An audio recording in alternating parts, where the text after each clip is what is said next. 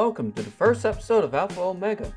This series goes over a brief history of the past and present locomotive with the lowest number, and then those with the highest number. Since this series will be covering the Class 1 railroads first, I might as well start with the Class 1 with the first letter of the alphabet, Amtrak. So in this episode, I will be starting off with two alphas, one from the past and one which is currently operating on the Amtrak's roster, since there are technically two number ones on Amtrak's all-time roster. Without further ado, here's the history of the first Amtrak number 1. First, an important thing to note, Amtrak is a government-owned passenger railroad which was formed in 1971 to take over the remaining passenger service in the U.S. With the assumption of the nation's passenger services, Amtrak's entire fleet for their first 2 years of operation consisted of inherited coaches and locomotives from Class 1s around the country, thus creating a rainbow-like mix of equipment known as the Rainbow Era. Yet, it is often overlooked that this national takeover passenger services also included a takeover of switching services at major stations and terminals which Amtrak stopped at, including New Orleans. Therefore, the first alpha of this passenger Class 1 goes to a passenger terminal switcher in one of the South's most famous cities. New Orleans Union Passenger Terminal was constructed in 1954 to combine the 5 nearby passenger terminals into one centralized station. To handle a long-distance passenger trains of 6 different Class 1s, 3 EMD SWHs, number 1 to 3, were constructed to prepare famous trains from the nearby yard to the passenger terminal. The 3 SWHs could be found switching passenger cars and locomotives for railroads which used the terminal often, such as the Illinois Central, Louisville Nashville, and Southern Railroad. However, when the National Class 1 took over, they remained in their NOUPT livery while switching for Amtrak long-distance trains, signifying that they were shared with Amtrak for switching services at the terminal.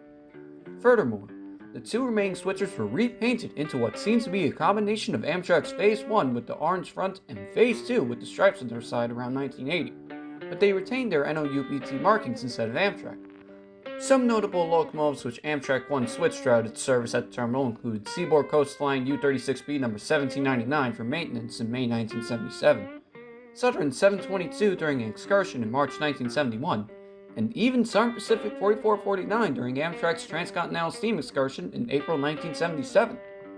After over 40 years of switching passenger trains for a distance of under 2 miles between the passenger terminal and the yard, the station saw less use and there was less of a need for switchers, as engines 1 and 3 were sold in August 1990 to the National Aeronautics and Space Administration, commonly known as NASA, as parts units for the space agency's U.S. Air Force SW-8 stations in the Kennedy Space Center in Cape Canaveral, Florida.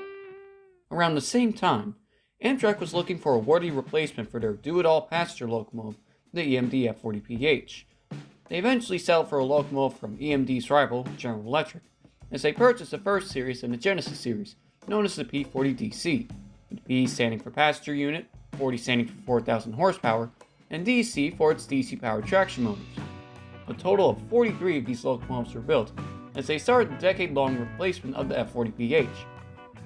With the numerous differences between the Genesis and the F40, the P42 DC was constructed in 1996 based on suggestions from drivers and to meet increased train sizes, with the first locomotive in the series, numbered 1, being built in August 1996. A total of 207 of these locomotives were built, as they are the most common in the Genesis series and replaced most of the remaining F40s by 2002 on long-distance and intercity trains alike. On a side note, since Amtrak 1 was the first locomotive built in the P42 DC series, it was also the first one to have the solid 3-stripe Phase 3 livery instead of the fading end counterpart of the P40s. About a year after it was built, Engine Woodland excursion near the St. Paul, Minnesota region was a very interesting consist, including the baggage car, a high level, an Amfleet, Great Dome Ocean View, and 2 more Amfleets. The locomotive was later repainted from its Phase 3 livery to the Phase 4 livery around 2000, only a year before Amtrak's Acela Express went into service, which caused Amtrak to undergo a rebranding attempt for the new millennium.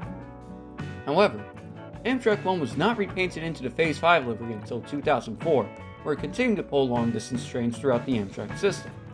Engine 1 led an inspection train on the Florida East Coast Main Line from April 29 to May 1, 2010, consisting of Engine 67, a Viewliner Sleeper, Great Dome Ocean View, and an Amfleet observation car for possible Amtrak service on the route, although nothing much came with this proposal. Not with Amtrak at least. A week after this run, it was stationed at Tampa Union Station for National Train Day with 2 Superliners for display. and it also trailed behind Engine 134 on the Railroad Revival Tour in 2011. Unfortunately, Amtrak would be involved in a grade crossing accident on March 13, 2017, with a snowplow at Long Meadow, Massachusetts, which would sideline the locomotive until it was sold at an auction in 2019. Since Alpha Omega consists of the lowest locomotive on the former and active roster of the railroad, I shall have to research the next highest locomotive on Amtrak's active roster. Amtrak 2 was built immediately after Amtrak 1 in August 1996, was repainted from Phase 3 to Phase 4 in September 2000, and Phase 4 to Phase 5 in September 2003, and can be found on Amtrak's long-distance trains. Engine 2 is also an unofficial heritage unit as it had the Milwaukee Road Hiawatha logo on its front, as it was used for the Fall Colors excursion in October 2010, and it retained the signature logo until May 2012 when it was removed. That now makes 3 alphas in this episode. Since I can't leave one of the 2 number 1s out of the episode, and the series requires the lowest number from locomotives on the active and all-time roster of the railroad. As there are 3 alphas in this episode, there are also 3 omegas to be covered. Continuing the story for the P-42, Amtrak was looking for a replacement for the now aging Genesis series locomotives, as well as the new face of Amtrak. After numerous proposals were considered, Amtrak went with Siemens to produce a diesel version of their electric ACS-64, which already replaced the aging AEM-7s on Amtrak's Northeast Corridor. A total of 64 locomotives were ordered in this contract, 22 for California DOT for the San Joaquin and Capital Corridor, 9 for Washington State for Cascade service, and 33 for Midwestern service. The Midwest Chargers were the first to be constructed and started testing on the Northeast Corridor in March 2016 and entered service on August 24, 2017. The IDOT Chargers were numbered 4601 to 4633, with the last locomotive in the series being built in 2018 and entered service in the same year, as it continues to serve one of Amtrak's busiest state corridors from Chicago to numerous towns in the Midwest. However, this next locomotive story starts between the first 2 alphas, as it was originally built as an F40PH and is currently an NPCU, or cabbage car, in the same region as the first Omega. As GO Transit, the commuter railroad of the Toronto region, was increasing ridership and service, the popular commuter railroad needed more locomotives to address their growing service demands. Considering the success of the relatively new F40PH on Amtrak, with a large amount of orders placed from other passenger railroads, GO Transit placed a small order of 6 locomotives. As a side note, GMD constructed these locomotives, thus making them the first F40s to be built in Canada, as they were numbered 510 to 515, with the locomotive to be focused on, number 513, being built in May 1978. However, these locomotives saw less use than intended for GO Transit, as they were found to be better suited for intercity trains, which caused them to be assigned on express runs on the Milton and Lakeshore lines. In fact, 513 along with a few other GO Transit F40s were even leased by CP Rail on weekends whenever they were short of power for freight runs to the Toronto and Montreal region, with some F40s wandering as far as Alberta. All 6 F40s would be replaced only 10 years after they were built by the F59PH and restored for 2 years until being purchased by Amtrak.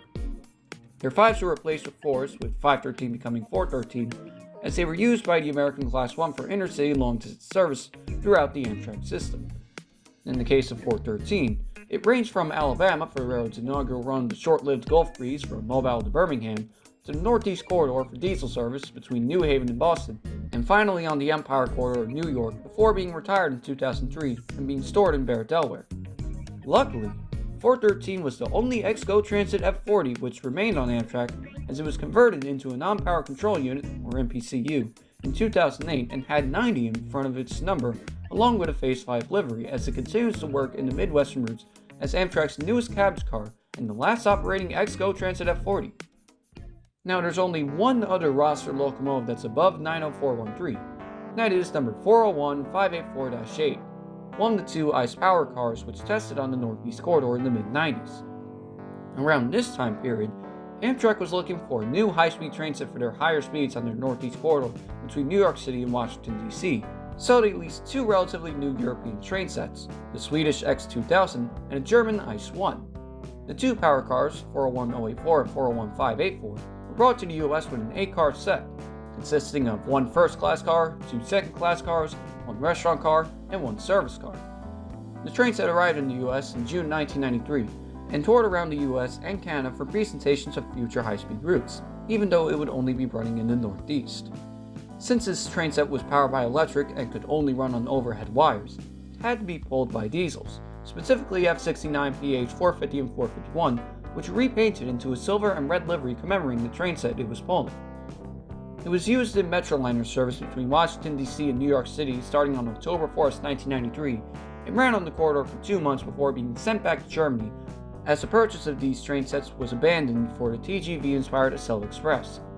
Even if this train set was on Amtrak's roster for a short amount of time, it still goes down in history as Amtrak's Ultimate Omega. Thank you everyone for watching the first episode of Alpha Omega. This will probably be the longest or most involved episode in the series, since I had to research 3 Alphas and 3 Omegas on the roster. Even though the ICE Power car is considered experimental as it only ran for 2 months, it would still count as Amtrak's Ultimate Omega as it's 1, the all-time highest number roster for the railroad, and 2, any locomotive with a higher number than that which is debatable on the source which I'm using for the series. For example, the next Omega number down for a locomotive that is no longer in service is Amtrak 9934, formerly Burlington Northern 9934, and later Amtrak 333. Would this locomotive technically be considered as part of Amtrak's roster since it had the same number as its previous railroad, or more importantly, would it be considered an Omega since it was renumbered to 333? Such examples persist for the next few locomotives down the list, and the topic will be up for debate and will make this video less credible. Therefore, I decided to use the very end of the list on Our Picture Archives.